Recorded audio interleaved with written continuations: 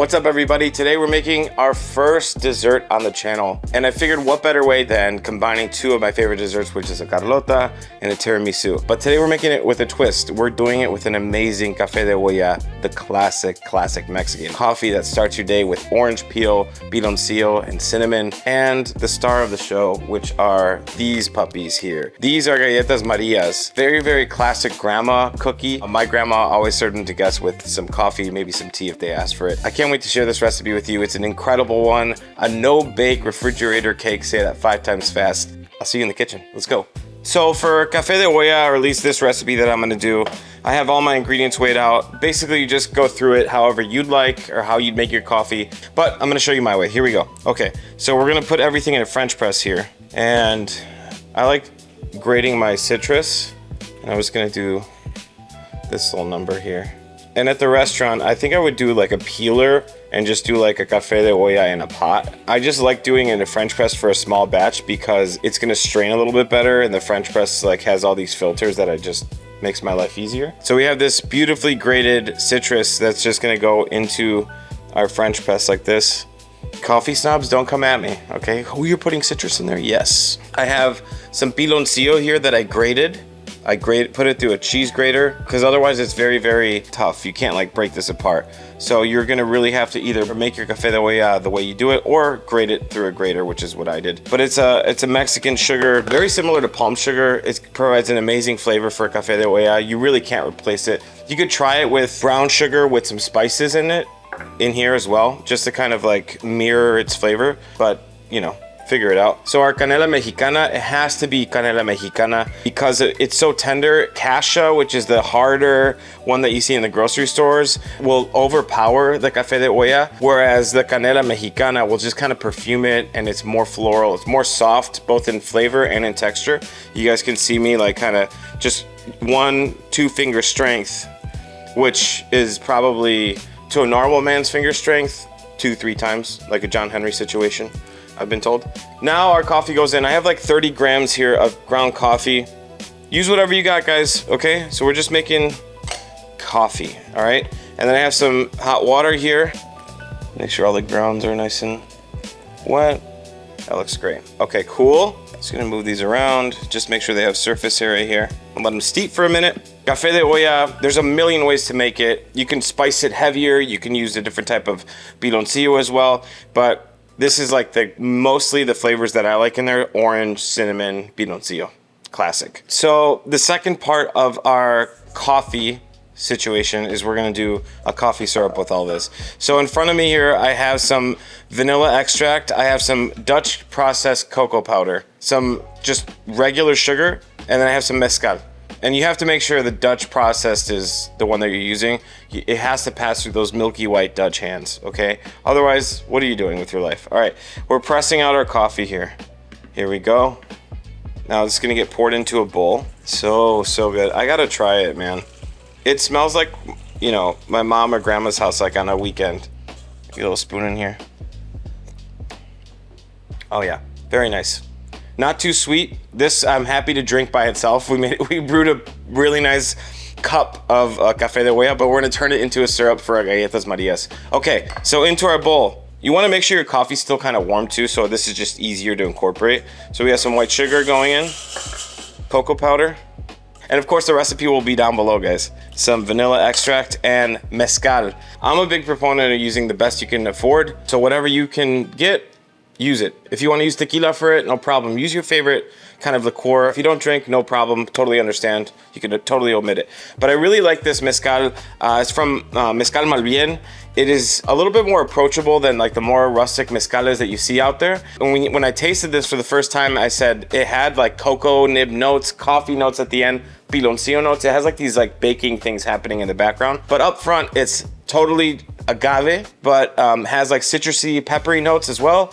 It just kind of made sense to put into this recipe because of all the ingredients already happening in it. And that's what you want to do with cooking. You really just want to make sure that you're playing up each ingredient as you move along. Anyway, yeah, use what you can. This is the mezcal I use. Let me know. Anyway, mezcal goes in. Let's check this out. That is so good. And it's giving like classic tiramisu vibes, but this tastes so Mexican to me. Café de Olla and mezcal, come on. What else do you want? We're moving, we're cooking. We're cooking. All right, guys, so into our bowl here, we're gonna add our eggs.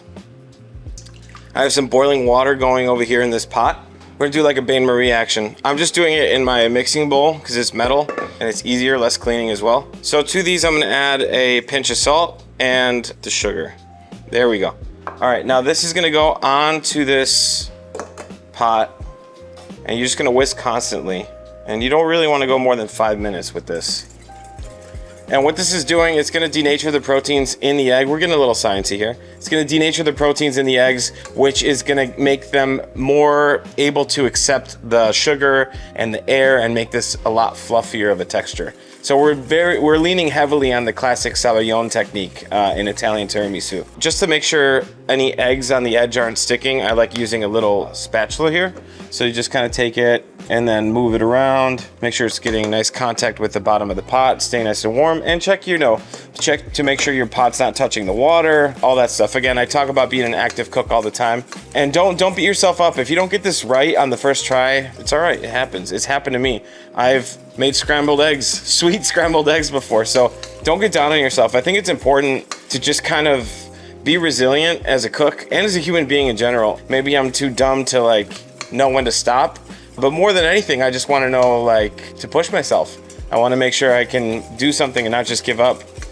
So yeah, cooking's a nice reminder of all these life lessons, which I kind of why I love the kitchen. Okay, so, and once in a while you can lift this up if it's getting too much contact with it. You know, you don't want any kind of scrambled egg bits at the bottom. Move them up off of this thing. Okay, and you know what? I should be temping this.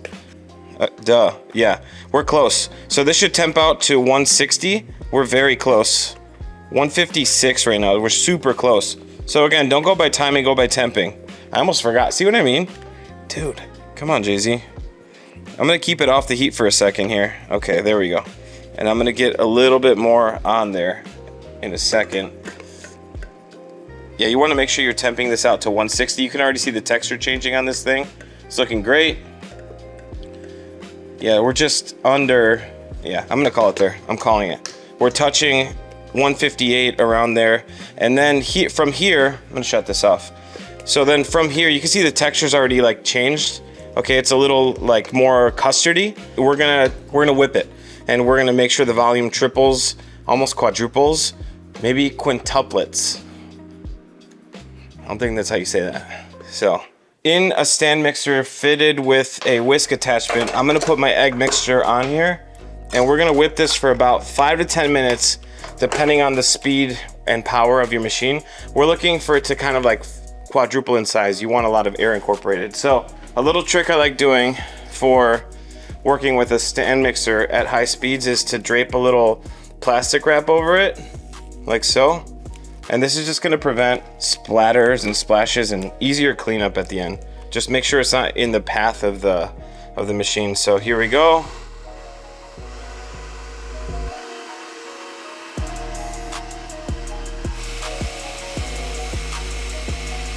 So that's 5 minutes in this. I turned up the speed to about 8. And in this one, I'm looking at it, it's paled, it's doubled in size. We're looking for quadruple of the Nova, triples of the Nova. So it needs a little bit more working. The recipe says 5 to 10 minutes. I think it's gonna take about 10. But again, use your instincts. It should be nice and airy. All right, 5 more minutes, I think.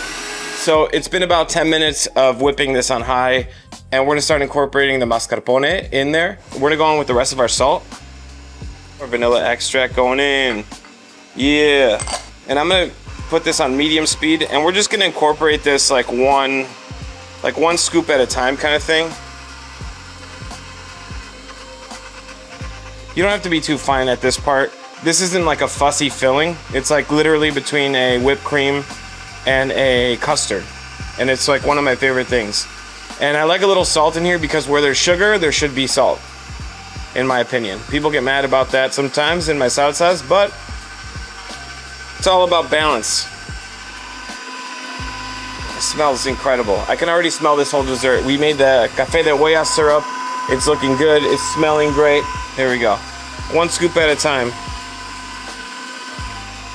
Easy, big fella. Just scrape down the sides of my bowl. Make sure it's getting nice and incorporated. It still needs a little bit more time in here, but this is looking good. It's smelling great. Okay. All right, that looks good. Calling it there.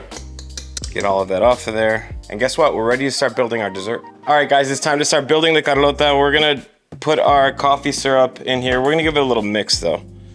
It might have settled. That looks great. So I like putting it onto a sheet tray. Like so. I like putting my cookies down like an even layer. And if they're broken, there's no stress, you know? And if you taste these guys, they're crackers. Think of like an animal cracker. But this is like childhood for me. So the name of the game here is to get them submerged and soak them as long as you'd like, okay? If you like your cookies soggy, cool. Like my cereal, I like soggy and crunchy at the same time. People who like just soggy cereal, judgment-free zone. Do whatever you want. Okay, so the way I like to do it is I like to knock a little cocoa powder at the base of this. Okay, a little cocoa powder. So what we're gonna do is just in here, you don't want them, you know, soggy, but you also don't want them not dipped enough, okay? You want some like delicious moisture. Oh, these are breaking. We gotta move quick. We gotta move quick. And I like if a little syrup gets in there, because man, that's the goodness right there. Guys, I'm telling you, if they break, do not stress out. They're gonna break. It's fine. I feel like I'm telling you guys this, but I'm also mostly telling me this. Look at this. So if they break, boom. Just do one of these numbers there. Let's fill in some gaps. Let's fill in some gaps. I don't like wasting stuff, okay? We're gonna throw those in there, okay? Now, while that's happening, okay, there's a system I like to do. I like putting down another layer of cookies to soak while my other stuff's happening over here, okay? So it's kind of a little system we got going here, okay? Honestly, some of these cookies came secretly cracked. They look whole, but they're cracked, okay? I'm gonna write a letter. As soon as I figure out how to spell them, that's over for those guys. Okay, those are soaking, kind of get them in there, no problem. Now, while that's happening, we're gonna do a layer of our mascarpone. Look at that. You're just gonna layer this down. Doesn't have to be perfect, okay? Guys, if you made it this far in the video, like the video, subscribe if you can. I really appreciate it if you could do it. Helps us out here at the channel. Tell your friends about it. Tell your moms. Tell her to come heckle me in the comments. Say, that's not how you do it, man. Let me move this over so I can get more leverage. There we go. I'm over here being a dummy. You just really want to fill in these gaps as best you can. And don't be scared to shift this around, make it work for you. I'm like a bricklayer, a sweet bricklayer. Pretty dope nickname, honestly. If anyone out there is named Sweet Bricklayer, let me know. Nobody's named that, Jonathan. What is wrong with you? Look at this little chef's treat.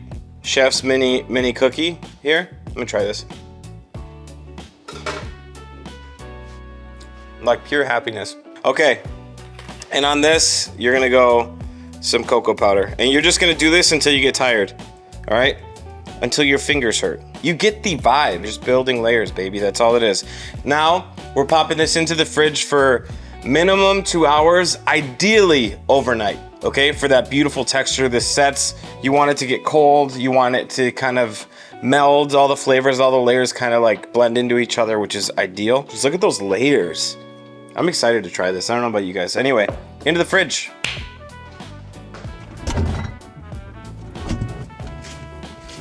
Woo-hoo. It's time to cut into it. Let's go. It's time to slice our cake. Look at this. So it's been 2 hours. This is on the lower end of when you want to plate this up. Overnight's ideal, but we got stuff to do. All right, it's time to cut into our Carlota, flavored like tiramisu. I'm excited. Okay, so let me see. Ooh, it feels good. It feels good. Let's see what this corner piece looks like. Look at that. uneven as hell. Like the back of my head. Here we go. Let's stop talking about that. Look at this. The first one's always messed up, like a pancake or your children. Look how nice that looks though. This has been 2 hours in the fridge. Overnight's good, but again, 2 hours looks good. I'm not mad at it. Look at that texture, dreamy. Oh man, it smells so good.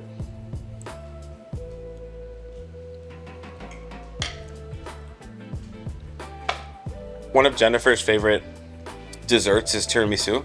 And we have a place here in Chicago called Tortello, owned by our buddy Dario. He's amazing. But Tortello does like this amazing tiramisu, and their sabayon is just a touch of salt in there, right? Oh, it's the perfect amount of salt in there. We love it so much. Anyway, that was a huge inspiration behind this idea, is how do we make that Italian classic Mexican? And it's fun to play like that. So this is the Carlota with tiramisu flavors. Café de Oya in there as well. The mezcal is just a nice little back note. We have to get you to try this. Get off the camera. We'll put it up here. The zabayone.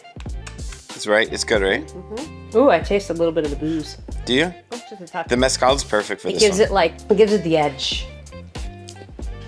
That's what you're done. It's good, right? Yeah. This is it. Guys, if you like the video, give it a thumbs up. Subscribe to the channel. We'd love that. Growing this community is amazing. We're approaching 100K. I think we might get there before this video comes out. If not, it's all good, but we would love it if you guys could subscribe to the channel. It means a lot to us. We can keep sharing these recipes with you guys. It's been a lot of fun doing this. This is so cool. Tell them that this is your birthday cake? Technically, it's my birthday cake. I might have to do another one for my birthday because I'm going to give like half of this away today to some friends. It's your birthday week. It's my birthday week. I am going to be 36 years old, which is crazy. One day you'll be older than me, I know it. I know. I'm going to be bigger than you one day. Yep. Is that Johnny used to say that? Her brother used to say that as kids. Anyway, this has been Carlota, the Mexican tiramisu, at least our version. Hope you guys liked the video. Give it a thumbs up. Subscribe if you can. Thanks for joining us.